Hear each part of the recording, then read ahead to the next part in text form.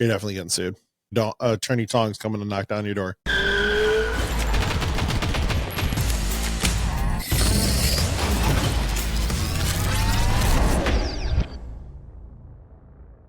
Welcome to Lock and Load Podcast. My name is Josh. And I guess I'll identify as Michele for this. He identifies as Michele, where we talk to you about Connecticut 2A issues. So we have a special guest co-host, Mr. Todd. How do you say your last name, Todd? Herbst. Herbst.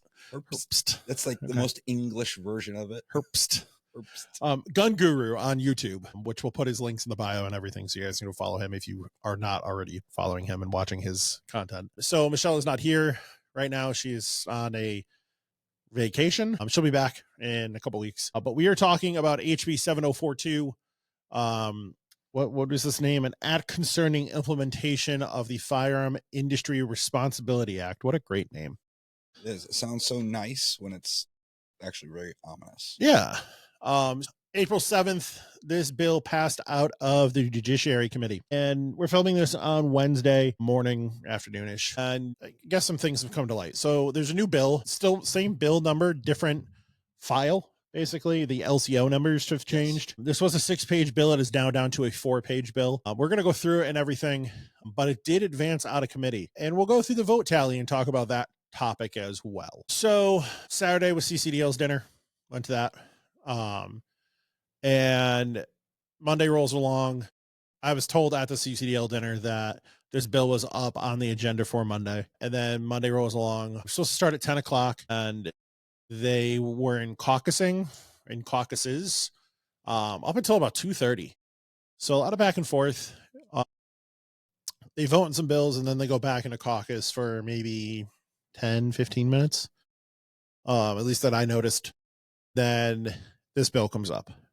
And there's a new LCO number, and even this isn't out yet. I don't think anywhere publicly. It's not on CGA's website. I didn't see it on the LCO website. So LCO website. Original document. So yeah, the original. It's got the vote tallies, and then it's got the original bill itself, not the amended one. So the amended one isn't out there. Last night, 11 p.m., maybe 10 p.m., something like that. CCDL put out a link to the new bill, and that is LCO 7112, and that's what we're going to talk about. So Todd's really good at dissecting some bills, or the bill, and so I don't know, go through a part of it. I'd rather be doing gun reviews. So gun reviews are more fun. It's way more fun than reading these wonderful bills, freaking laws that they're trying to pass. There are a lot of changes. Like you said, it went from 6 pages down to 4, so I actually went line by line to find out what they took out. I heard that the bill had been gutted. Yep, that's the word they're using. When you read it, a lot of the information, a lot of the verbiage that's in here is still horrible. Yeah. So there's really no gutting per se. I mean, some of the things they took out was really good, but a lot of the stuff, pretty much the entire bill they left in, is really bad for not just you, but can be construed bad for me as simply just running a YouTube channel. Yeah. Because as a firearm industry member, it's a person, firm, corporation, or company, which I have a company like you have one. Yep. And I deal with marketing. So I do a review that can be construed as a marketing. If I show someone drills, it's, well, you showed them this drill and that's what they used, and it's illegal. Yeah. They used it in a self-defense incident or something. And it's like, they're going to sue you. Yeah. It's like, what's the deal, man? I'm just making silly little videos on the internet, and all of a sudden you could be possibly sued. Yeah. Held liable. One thing they did thus far take out, and the reason I said thus far is this now goes to the House floor where it can be amended. This battle is not done. This is not a win. It can go get amended on the House. It can go get amended in the Senate before it goes and gets passed. And they can add in all the bad crap that they took out. Yeah. It just came out of the committee, and now it's up for everyone to start playing with and manipulating. So sections, you pointed this out to me, on the original bill, they took out lines 75 through 89, which is about the plaintiff aspect. From the interpretation, from talking to some other people, that interpretation is now, instead, the first bill was you were guilty until proven innocent. Now you have the innocent until proven guilty aspect into it. Now, again, this bill's still Still bad. Very bad. But at least they took out the monetary fine that was shoved in there. Yeah, the $10,000 monetary fine. But they did leave in on the last page compensation damages, punitive damages, restitution, attorney fees. They just didn't put a number to it. And I don't know if not putting a number to it is even worse, because in the first part of the bill, you had that cap. Right. And now it's line 5, I think, is costs and reasonable attorney fees, which could blow past that 10,000. Yeah, by a lot. Not including the restitution and everything else that was already in there. Yeah. Damages, punitive damages, restitution. And then they added line 5, which got rid of, on the original bill, like lines 98 through 109 were pretty much wiped out, or at least consolidated. So what is still in this bill, let me read CCDL's post. So yesterday, about 14 hours ago from when we recorded this, Judiciary Committee passed HB7042 with amendments. What was passed is stridently different from the original text, and CCDL is now taking a neutral position on the bill. We'll watch closely as it approaches the floor for a vote. Craig Fishbein voted yes on this bill. So did another Republican, coming to find out that Republican is not a pro 2A person. Oh, just give us a name. What was Rep O'Day. Rep O'Day. I don't know this rep, but I was told he's an anti 2A. So no surprise in that vote there. The surprise was Fishbein's vote. Fishbein actually seconded the motion for this vote. And this was a joint favorable substitution. Is that what they word this as? Yes. Because he's an R and Staffstrom. I actually had to look that up. What that meant? Yeah, what it meant. It says it refers to a committee vote to recommend a bill for passage to the full General Assembly with amendments. So that's when the LCO number changed, because I had to look up what the LCO did. Yep. And they literally just rewrite the bill with all the new information and then release it to the General Assembly. So it was a 31 yays to 10 nays. Out of each, my rep voted no on this. I talked to Donna a few times during that day. Kissel voted no. Howard voted no. Dubitsky voted no. All the Republicans, all the other Republicans except those two voted no, and all the other Democrats voted yes. Right, and like we were talking about, even if every single Republican voted no, there's only 12 of them. Yep. There's 29 Democrats. It'd get shoved through no matter what. Yeah, which is the argument that people are making online right now. That this bill, quote unquote, was gutted. I don't know if that's the word I'm going to use. It was taken back, trimmed, dialed back. It's still a bad fucking bill. Yeah. No. This is still not a good bill. And people are saying, well, it only applies to this and this and this. There's still amendments that can come down on the floor. That's my concern. This bill can go back as bad as it was. Well, then it can be interpreted in different ways. Yeah. And language is important, but how are they going to interpret it? How's the SLFU going to interpret it? How's a lawyer going to interpret it? How's a judge going to interpret this? How are they going to twist it to use it against you? Yeah. I mean, I got an update coming out because today that Heather chick's going back to court. Is she? It's supposed to be a Class A misdemeanor, first offense. Yeah. They're using legal jiu-jitsu, Class D felony. Yeah, unregistered assault weapon. Yeah. That's what they're handling with. Yeah, but the way they're like maneuvering within that section of the law, because I have the breakdown of what they want to do, it's like that was not the intent. Yeah. It's not the spirit of the law. It is like, yeah, well, that's what we're going to do. So I got to wait to see how court goes for her today before I address anything. Good old Connecticut. Yeah, but the last video was brought up in court. Was it? Yeah. The prosecution had it and used excerpts. I was like, ugh. I don't know if it's like good or bad. Probably not good. I don't know. Citizen journalism, I think is what. Yeah, that's what Cameron called it.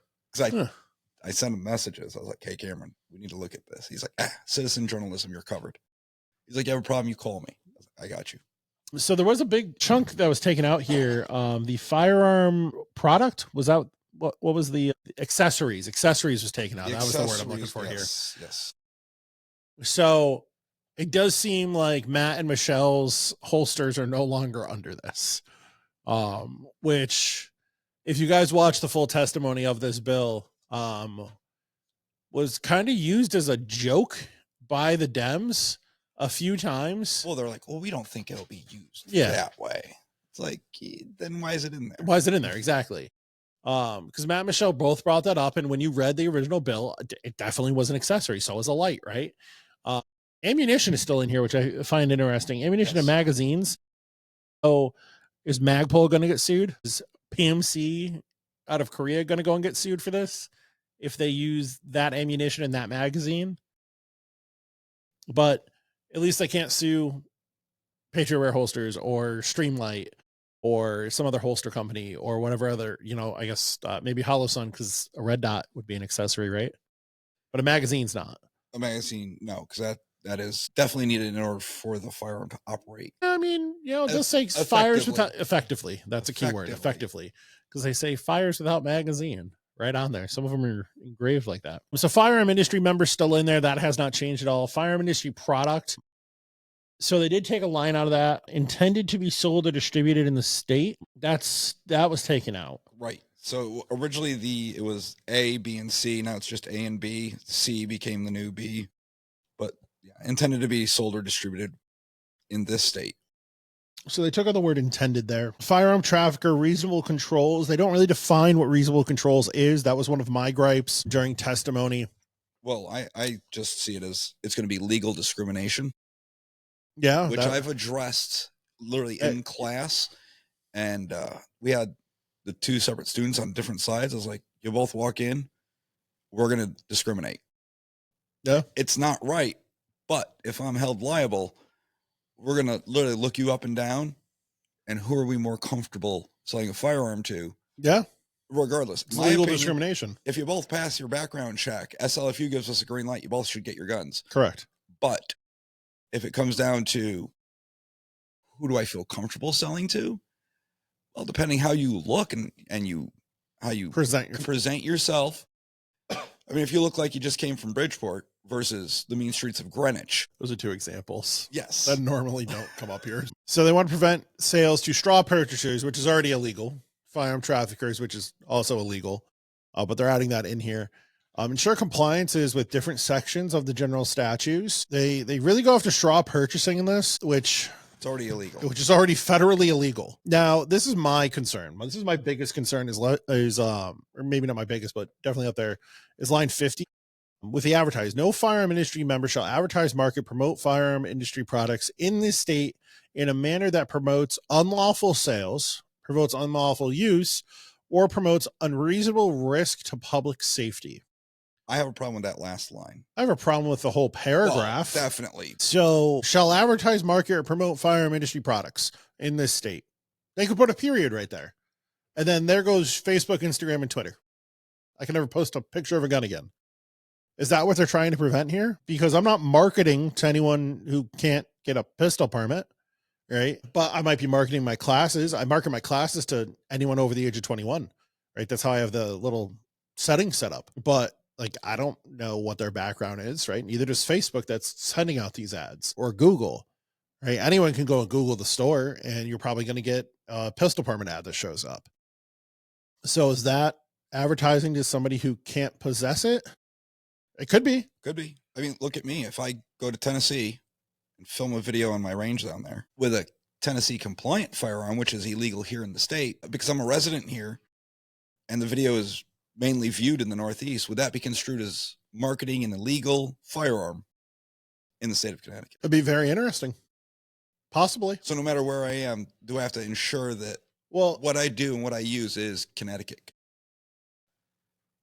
I don't know. So Doug Dubitsky, Rep. Doug Dubitsky, used an example in Wyoming. I guess they picked that state. And about a firearm being advertised in Wyoming for hunting, but it ends up, in online in Connecticut. Could they be sued for that? So the Stafstrom said no. But I feel like in your case, where you're based out of Connecticut, let's say you did a review on a SIG, Spears? Yeah. Which is like a SIG AR-15, basically. and you did a review on that. You're like, oh, this gun's really cool, right? Blah, blah, blah. This is really nice, right? Piston driven, I think. Yep. And it's not here in the state. It's not here in the state. In a different state where it's legal. But people in Connecticut viewed it, and somebody then, I don't know, committed a crime with it, I guess. Could you be sued for that? I don't know. That's what the bill implies. That's what it does imply. Now, they're saying unlawful sales. Promotes, I think, is the big thing. I don't think any store is going to go and do, especially nowadays, going to do some unlawful sale. Well, it says promotes unreasonable risk to public safety. So if I do a nice video on how to breach with using a shotgun, a breaching shotgun, which is legal in the state of Connecticut. Yeah, the 590 RM just came out. And then some hood rat decides to go use the techniques he saw on YouTube to go breach and break in. Does that make me somehow liable for what happened because I showed him what to do? And it's in there, say, internet history that he watched my video. And he otherwise would not have known that if I didn't do the video on it. You're definitely getting sued.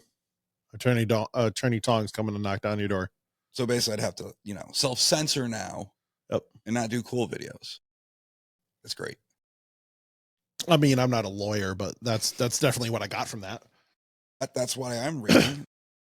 Yeah. That's why I talk to lawyers a lot about, hey, can I do this content or not? It's so this bill, if it gets passed in the House, passed in the Senate, and signed into law, this is all effective October 1st, 2025. Yep. So 6 months from now.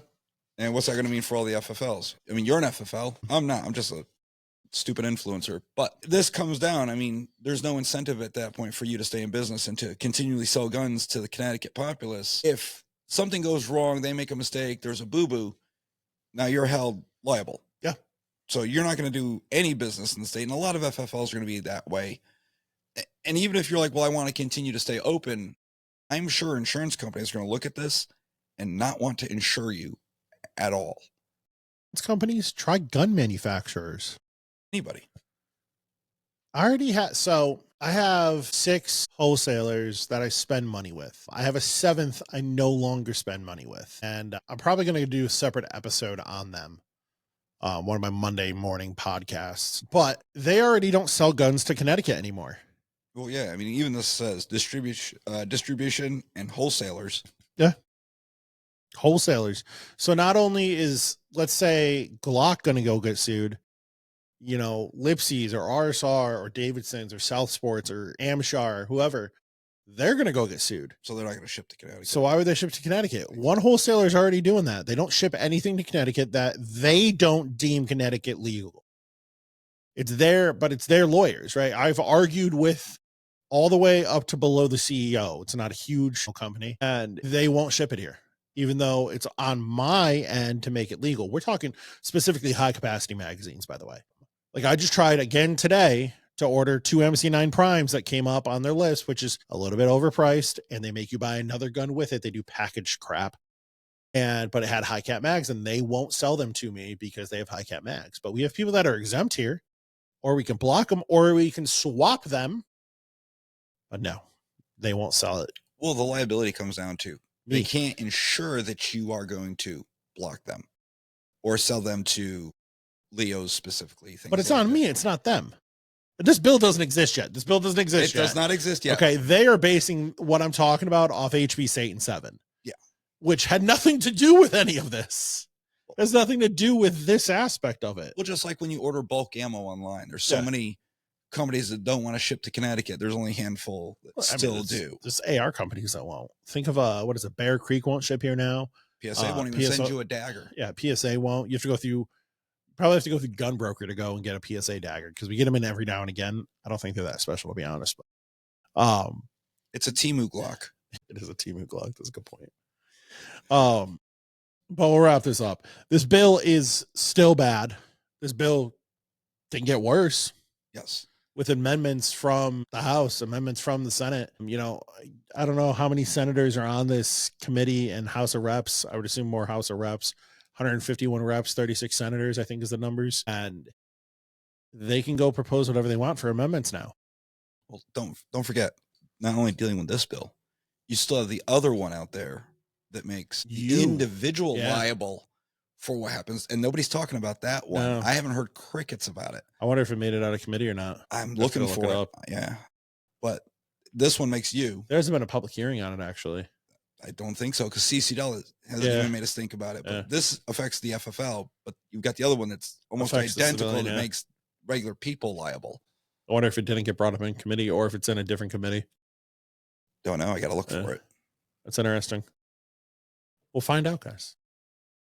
So, Todd, thanks for coming on and being our special co-host today. I identify as Michele. You do identify as Michele. We will bring Todd back on here when Michele is back at some point and do Todd's own episode about his Gun Guru YouTube channel. Born out of frustration. All right. I'm Josh. And I identify as Michele, but I'm Todd, the Gun Guru. And we will see you guys next time. Bye.